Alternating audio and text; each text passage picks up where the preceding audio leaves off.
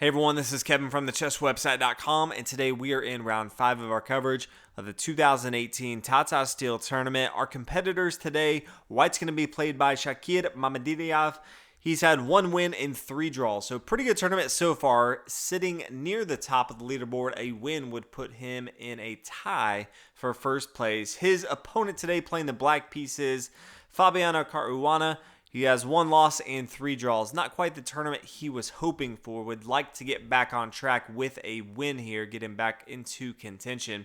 So we'll get started from white. Starts out with pawn to d4, knight to f6, pawn c4, pawn e6, knight f3, and then pawn down to d5. So getting into the queen's game of decline line. Something that we used to see a ton of.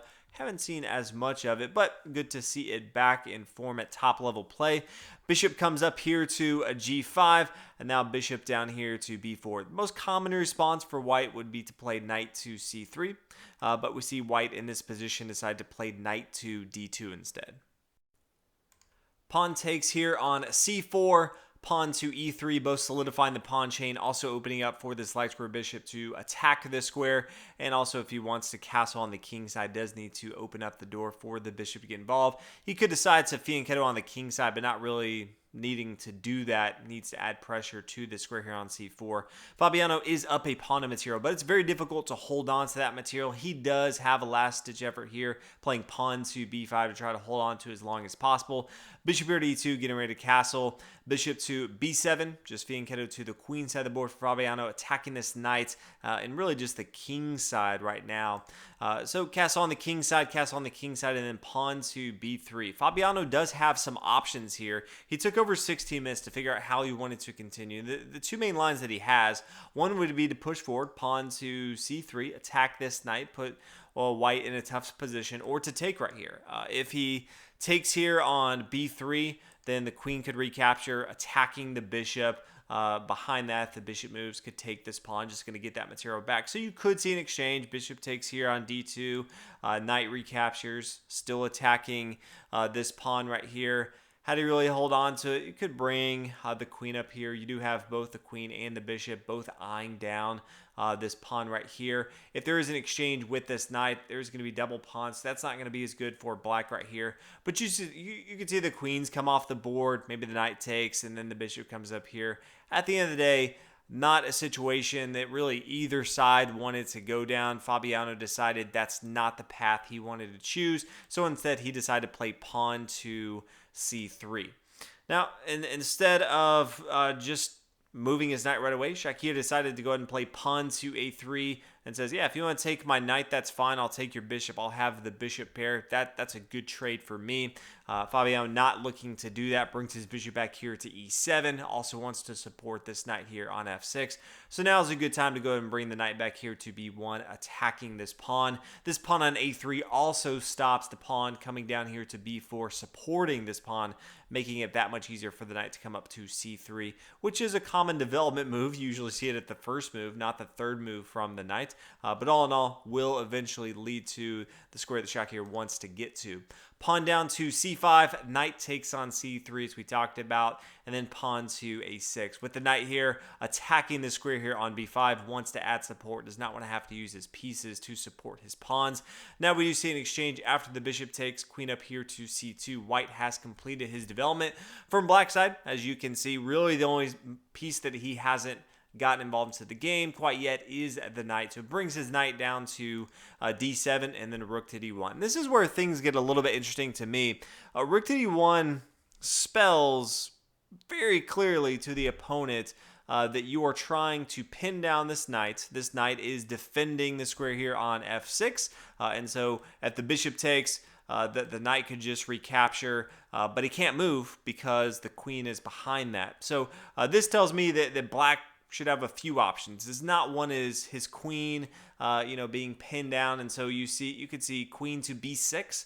This gets the queen out of any threat. It also doubles up with this dark square bishop. I think that's a great move for black. Or even if you just want to say, I'm not going to worry about that, let's just play bishop back here to e7. So if you want to come up here and take, that's fine. But if you take my knight, I don't want to double up my pawns here on the f file. Fabiano took a different approach, which I think is a little bit odd, and he played rook to c8. Always want to get your rooks involved into the center of the game, especially these open files, but I do think he had some better options here. In this position, I thought Shakhriyar would just go ahead and snap off, take bishop takes on f6. This is what he was going for. He did take quite some time to figure out, make sure he didn't miss over anything, because it was a little odd that Fabiano played rook to c8. But at the end of the day, he did decide to go ahead and take with the bishop here on f6, giving his opponent a bishop pair, knowing that he's going to have a much better pawn structure getting into the endgame. So the pawn recaptures here on f6, pawn to b4, forcing the bishop to move. Bishop comes back here to e7. You can see black really playing defensive mode here, where white's just trying to be as aggressive as possible, get his pieces in the best positions possible, and that's what he continues to do. Rook to c1, getting into an open file here. Queen to e8 does not want any material being pinned down on the d file. Queen to b1, opening up the door for his rook to attack. Now he can move his knight, really control these long files.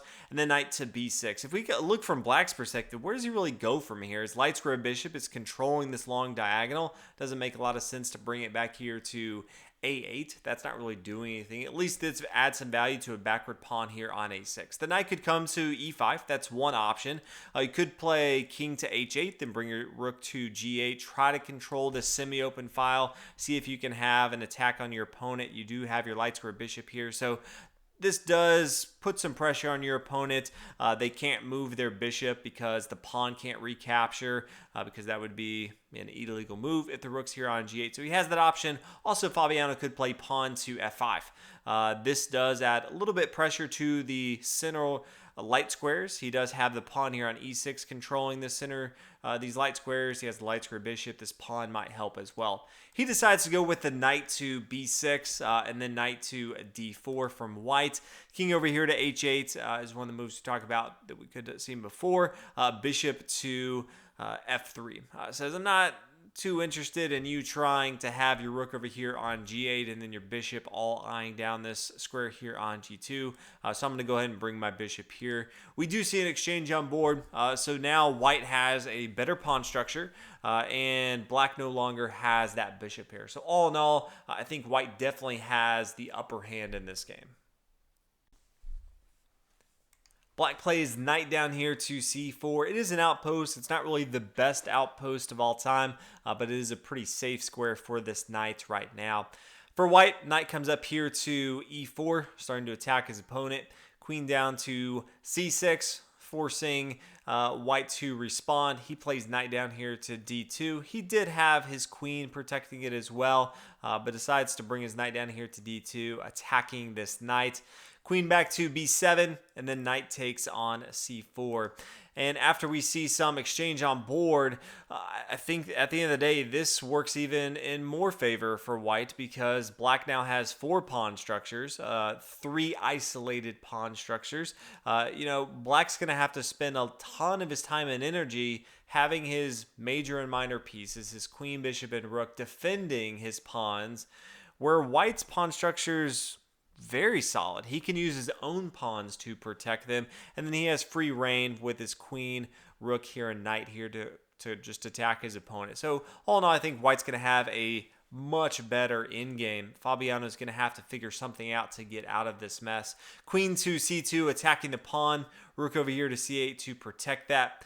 Pawn up here to h3. Just don't want to have to worry about any sort of back rank make where rank mate, where your opponent comes to this back rank and your king can't move. So this does give him a out for his king to ever come to h2 if it needs to. Queen down here to c6, just doubling up on this c4 square. White says, yeah, I can play that game too. Rook up here to d4, pawn to a5. That's fine. Knight down here to d2, and there's too much pressure on the square in c4 because of this light square. The dark square bishop from black cannot protect in this game, but this knight obviously can. It can move all over the board and protect any square it needs to. So the rook decides to swing over here to g8. Wasn't doing anything on c8, not add the protection that he wanted to. Pawn to g3. There was a mating opportunity. Clearly, white's not going to fall for that, but do want to always be aware of what your opponent's trying to do. It could be very, very easy to just go ahead and take this pawn right here because it's a free pawn, but then white would end up losing the game. So Fabiano trying everything he can, but at the end of the day, is playing one of the strongest players in the world. Pawn takes on b4, rook takes here, says I can take this pawn back anytime I want to, but right now I'm going to go ahead and take this pawn and attack the queen. Pawn down here and says, yeah, you can take my queen, I'll take your queen, and I'll have a pass pawn here on c2. White says, yeah, I'll just go ahead and gobble up. Thanks for that free material with my knight here. Queen down here to f3. Really, black has the option of a perpetual check, trying to have his opponent make a mistake. If the queen moves, maybe he can come down here to d1. He would even sacrifice his rook if it meant that he could have a perpetual check, just meaning check, check, check. There's no way that white can get out of that. So white does have to be aware of that on the board. Decides to go ahead and play pawn to a4. Doesn't have to worry about the queen coming down right here to d1. He has that protected with his queen on c2. He has a pass pawn. It's going to be very difficult for black to hold on to the queen side of the board because he has to worry about everything going on the king side of the board. Bishop to d6, rook up here to c8 and says, let's go ahead and exchange. We do see an exchange, and then we're off to the races. Anytime you have a pass pawn, you got to get your material in gear, and then you just got to push that pass pawn all day long. Bishop here to b4, trying to stop the pawn. Queen up here to c4, attacking the bishop. Queen up here, b7. Black's trying everything he can to hold on to this material, but pawn to a5. You can see the knight does really well on one side of the board. If there's just one pawn structure, like we have them on the king side of the board, a knight is preferred over a bishop because it can just maneuver and control one whole side. Bishop does better controlling two sides of the board because it can just move from one side of the board to the other very easily. But right here, white just cares about this queen side. Much better for white to have this knight here on b3. So the bishop comes back here to d6 and just continue to push. Has support right now from this queen. Later on, he can get his knight involved into the game. Queen up here to b6. Knight here to d4. Queen down to a5. King up here to g2. Queen down to a3, just maneuvering a little bit. White can now, so he has king safety, now maneuver his queen to c6, and this allows him to start pushing forward. He can bring his knight here to b5, attacking the queen and the bishop. Black's in a really tough spot here. In this position, Fabiano decided to go ahead and resign. He did not see any way that he could come out of this. It is a very, very easy in-game for grandmasters at this level to get this pawn promoted and then end up winning the game. Fabiano decided just wasn't playing the game he was hoping for, and so took his loss. Not the tournament he was looking for, with 2 losses now and 3 draws. Congratulations to Shakhriyar. He played a fantastic game, beating the number 2 player in the world pretty convincingly. I never thought that he was in a position where he didn't have the upper hand. Fabiano did not seem very comfortable in the lines he was going down. So at the end of the day, Shakhriyar has 2 wins and 3 draws. He is tied at the top with the leader. So my guess is this is not the last we will see from him. We do have quite a few rounds left. There's 12 rounds in this tournament. But thank you guys for tuning in to round number 5. And until next time, I'll see you guys in the next video.